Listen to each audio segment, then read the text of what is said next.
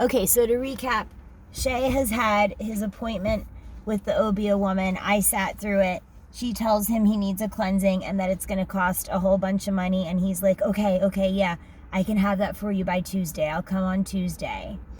And she says, yeah, come on Tuesday. I'll start gathering stuff. And then in the car afterwards, he's freaking out because he doesn't know where he's going to get that kind of money from. And thus began the zero fun manipulation game where he doesn't ask for the money but tries to indirectly make me feel guilty. It was ugly stuff, saying how if he doesn't show up, he'll be fucked and he doesn't have money and how could he get himself into the situation.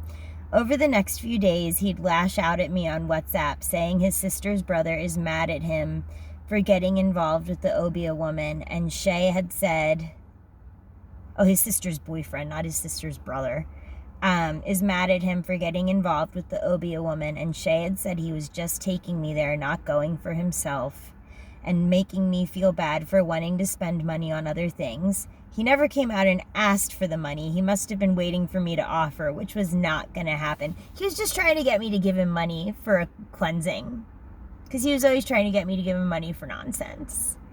And getting mad at me for apologizing. Shit was not cute. And like I told you before, he said he was going to put the Obia on me and see how I like it. I don't know how he could have afforded to do that, but okay. But apparently he was just kidding when he said that. Whatever. He was so angry. He was leaving me the angriest voice notes. I wish I still had access to them. Never have I met someone who is so aggressive over the phone in my life. All right, so this was number 2. Number 3 for Shay. Here we are.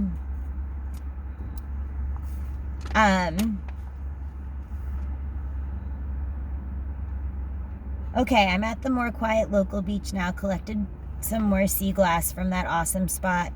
Men are extra annoying today, and I'm going to punch all of them. Shayon was such a misogynistic cunt the other day. I sent him the picture of me and Bolt. I had met Usain Bolt at my gym, which is something that I had wanted to have happen the whole time I was there. And I met him, so I was sending the picture to everybody, and I sent it to him. And his response was, just don't do him bad. I wanted to fucking punch him. Why do you have to make my cool moment about something else? So he, this asshole, when we were eating at the Italian restaurant where he, was the bruschetta expert, he was being super rude, and he was on his phone the entire time he was eating, and I wasn't going to be like, hey, could you not be on your phone, because ain't nobody got time for that.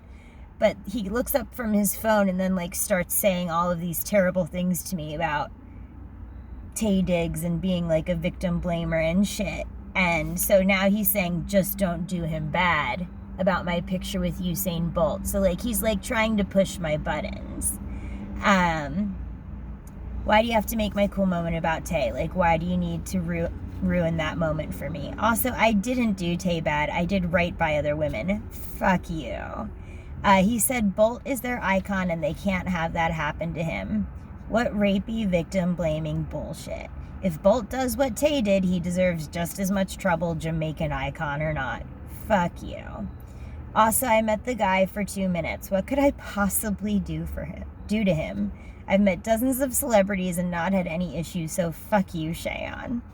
That guy is such a toxic fake loser anyway, and a total moron. I'll continue. I forgot about this aspect of things. So he claimed to know people who were friends with Mick Jagger. I think her name was Smokey. I don't know if Smokey was real or not. But he claimed to be friends with this wealthy lady in Negril. My bangs are so greasy. Named Smokey, who is besties with Mick Jagger. And Mick Jagger does have a house in Jamaica. And that he was gonna help me meet Mick Jagger. So that's what this is about. I'll continue to tolerate him for the sake of hopefully meeting Mick Jagger. I didn't actually hold out much hope, but I'm not gonna burn that bridge just in case of the 1% chance that I do meet Mick Jagger. Spoiler alert, I don't. He's such an insecure, combative loser. Oh, it says come back to this. Do I go to number 3? All right, hold on.